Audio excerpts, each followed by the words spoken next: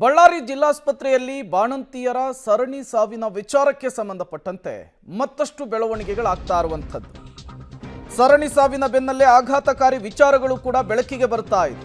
ಬಳ್ಳಾರಿ ಜಿಲ್ಲಾಸ್ಪತ್ರೆಯಲ್ಲಿ ಬಾಣಂತಿಯರ ಸಾವಿನ ಪ್ರಕರಣ, ಸಾವಿನ ಬೆನ್ನಲ್ಲೇ ಆಘಾತಕಾರಿ ವಿಚಾರ ಬೆಳಕಿಗೆ. ಒಂದೇ ದಿನ ಸಿಸೇರಿಯನ್ ಆಗಿದ್ದ 7 ಮಂದಿಯಲ್ಲಿ 4 ಸಾವನ್ನಪ್ಪಿದ್ದಾರೆ. ಇನ್ನುಳಿದ 3 ಒಕ್ಕರಿಸಿತ್ತು ಭಯಾನಕ ಇಲಿಜ್ವರ.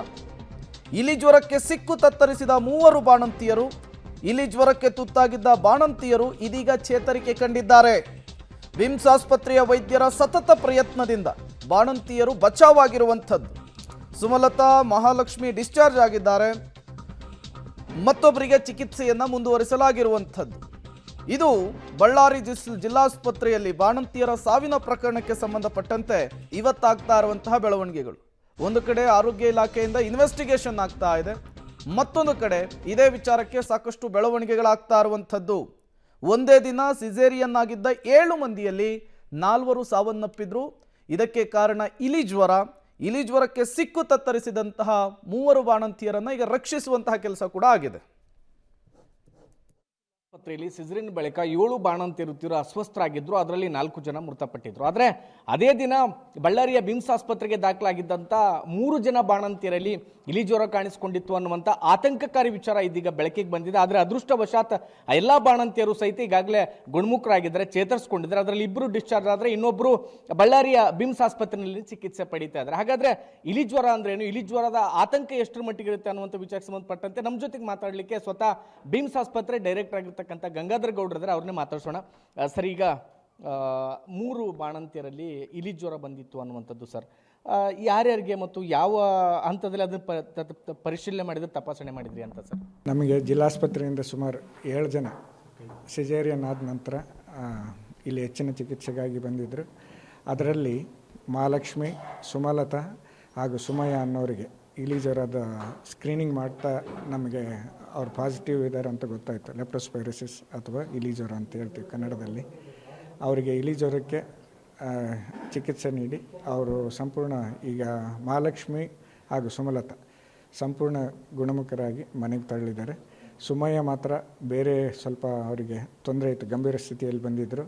ಅವರು ಆರೋಗ್ಯದಲ್ಲಿ ಸಾಕಷ್ಟು ಸುಧಾರಣೆ ಆಗಿದೆ. ಚಿಕಿತ್ಸೆ ನಂತರ ಅವರನ್ನು ಇನ್ನೂ 1 ವಾರಗಳ ನಂತರ ಮನೆಗೆ ಕಳಿಸ್ಕೊಡ್ತೀವಿ. ಅಂದರೆ ಸರ್, ಅವತ್ತು ಹೆರಿಗೆ ಆದಮೇಲೆ ಬಂದಿರತಕ್ಕಂಥವ್ರು ಸುಮಯ್ಯ ಅವರು ಕೂಡ ಇನ್ನೂವರೆಗೂ ಚಿಕಿತ್ಸೆ ಪಡೀತಾ ಇದ್ದಾರೆ ಸರ್ ಆಸ್ಪತ್ರೆ? ಹೌದು, ಸುಮಯ್ಯ ಅವರು ಇದುವರೆಗೂ ನಮ್ಮ ಹಾಸ್ಪಿಟ್ಲಲ್ಲೇ ಇದ್ದಾರೆ.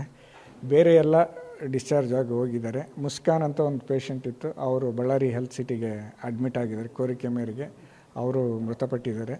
ರಾಜೇಶ್ವರಿ ಅಂತ ಇನ್ನೊಂದು ಪೇಷಂಟ್ ಇದೆ, ಅವರು ಇಲಿಜ್ವರಕ್ಕೇನು ಪಾಸಿಟಿವ್ ಇಲ್ಲ, ಅವರು ನಮ್ಮಲ್ಲಿ ಚಿಕಿತ್ಸೆ ಪಡೀತಾ ಇದ್ದಾರೆ. ಅವರಿಗೆ ಸ್ವಲ್ಪ ಉಸಿರಾಟದ ತೊಂದರೆ ಇದೆ, ಬೇರೆ ತೊಂದರೆ ಇದ್ದಿದ್ದರಿಂದ ಅವ್ರನ್ನ ಇನ್ನೂ ಉಳಿಸ್ಕೊಂಡಿದ್ದೀವಿ.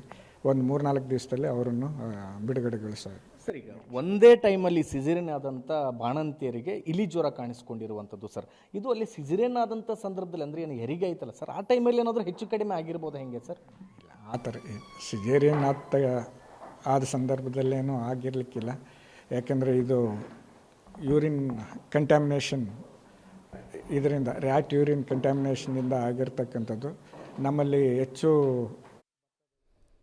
ಮತ್ತಷ್ಟು ಡೀಟೇಲ್ಸನ್ನು ಕೊಡ್ತಾರೆ ಅಮರೇಶ್, ನೇರ ಸಂಪರ್ಕದಲ್ಲಿ ಜಾಯಿನ್ ಆಗಿದ್ದಾರೆ. ಅಮರೇಶ್, ಬಳ್ಳಾರಿಯ ಜಿಲ್ಲಾಸ್ಪತ್ರೆಯಲ್ಲಿ ಬಾಣಂತಿಯರ ಸರಣಿ ಸಾವು ಈಗ ಜಿಲ್ಲೆಯ ಜನರ ಆತಂಕವನ್ನು ಜಾಸ್ತಿ ಮಾಡ್ತಾ ಇದೆ. ಅದರ ಜೊತೆಗೆ ಹೆರಿಗೆಗೆ ಬಂದವರಿಗೆ ಇಲಿಜ್ವರ ಕಾಣಿಸ್ಕೊಂಡಂತಹ ವಿಚಾರ ಕೂಡ ಈಗಾಗಲೇ ಸದ್ದು ಮಾಡ್ತಾ ಇರುವಂಥದ್ದು. ಏನೆಲ್ಲ ಡೀಟೇಲ್ ಸಿಗ್ತಾ ಇದೆ ಅಂಥೇಳಿ, ಈ ಇಲಿಜ್ವರ ಬಾಣಂತಿಯರಲ್ಲಿ ಕಾಣಿಸ್ಕೊಳ್ಳೋದಕ್ಕೆ ಏನು ಕಾರಣ, ಏನೆಲ್ಲ ಡೀಟೇಲ್ ಸಿಗ್ತಾ ಇದೆ ಅಂತ?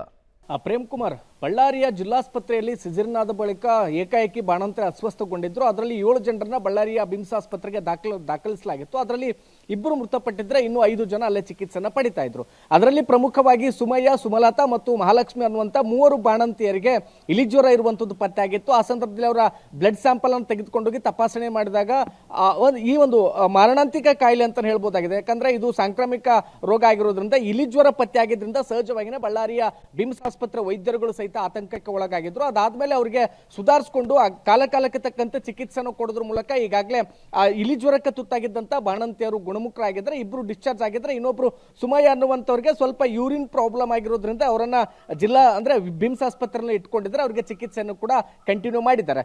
ಅಂದ್ರೆ ಇಲ್ಲಿ ಪ್ರಮುಖವಾಗಿ ಒಂದನ್ನು ಗಮನಿಸಬೇಕು ಪ್ರೇಮ್ ಕುಮಾರ್, ಯಾಕಂದ್ರೆ ಯಾವಾಗ ಬಳ್ಳಾರಿಯ ಜಿಲ್ಲಾಸ್ಪತ್ರೆಯಲ್ಲಿ ಸಿಜರಿನ್ ಆಯ್ತು, ಅದೇ ಒಂದು 3 ಜನರಲ್ಲಿ ಈ ಒಂದು ಇಲಿ ಜ್ವರ ಪತ್ತೆ ಆಗಿರೋದ್ರಿಂದ ಎಲ್ಲೋ ಒಂದು ಕಡೆಗೆ ಒಂದು ರೀತಿಯ ಸಂಶಯ ಕೂಡ ವ್ಯಕ್ತವಾಗ್ತಾ ಇದೆ. ಯಾಕಂದ್ರೆ ಇಷ್ಟೊಂದು ದೊಡ್ಡ ಮಟ್ಟದಲ್ಲಿ ರ್ಯಾಂಡಮ್ ಆಗಿ 3 ಜನರಿಗೆ ಒಂದೇ ಬಾರಿಗೆ ಇಲಿ ಜ್ವರ ಪತ್ತೆ ಆಗಿರುವಂತಹ ಉದಾಹರಣೆ ಬಳ್ಳಾರಿ ಜಿಲ್ಲೆಯಲ್ಲಿ ಇರಲಿಲ್ಲ.